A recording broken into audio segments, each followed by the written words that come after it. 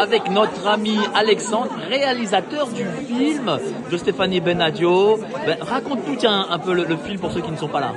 Oui, alors le titre du film, c'est hommage donc à une gardienne de l'humanité.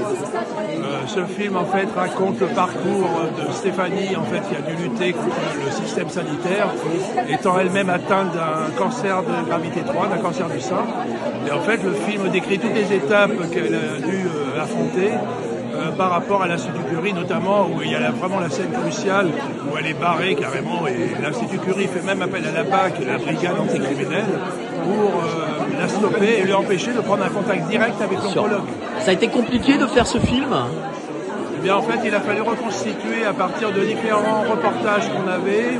On fait une agglomération de différents reportages. Il a fallu beaucoup couper parce que, évidemment, des choses qui étaient un peu trop redondantes, même là, dans la partie finale, dans la partie terminale du film, on peut dire qu'il y a quand même des répétitions, mais finalement, ça permet de vraiment lui donner son caractère démonstratif. C'est quand même le but, c'est de faire un film, je ne dirais pas mathématique, mais quand même, l'idée c'était de rassembler du factuel et de faire du démonstratif. Mais ce film, les gens sont très émus, je le vois là, il y a énormément de monde qui ont aimé.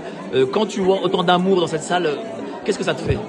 C'est vraiment impressionnant, c'est vrai, tu fais bien de toucher cette partie-là, parce que véritablement, dans ce film, on voit toute la palette d'émotions de Stéphanie, on voit à la fois sa détermination, alors qu'elle est en situation de faiblesse, on voit effectivement sa peine, parce qu'elle a réellement perdu des amis, donc elle rend hommage dans l'introduction du film.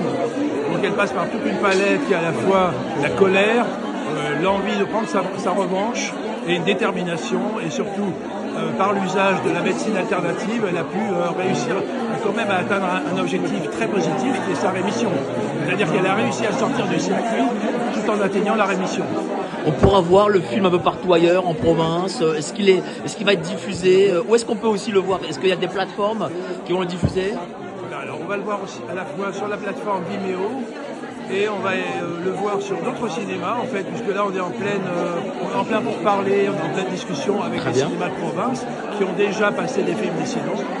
Donc voilà, et d'ailleurs on va essayer de passer aussi dans d'autres espaces privés, comme celui-ci, l'espace Miguel-Ange, ou bien on envisage aussi des projections à domicile en privé, sur des groupes de 10 personnes, des personnes qui sont en capacité de pouvoir accueillir une dizaine de personnes en dessous, c'est pas tellement envisageable.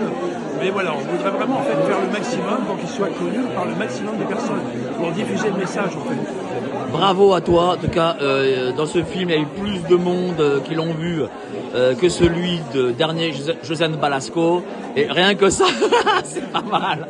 C'est pas mal, oui, je te remercie. Longue vie à ce film, merci beaucoup. Parfait, merci beaucoup Mike.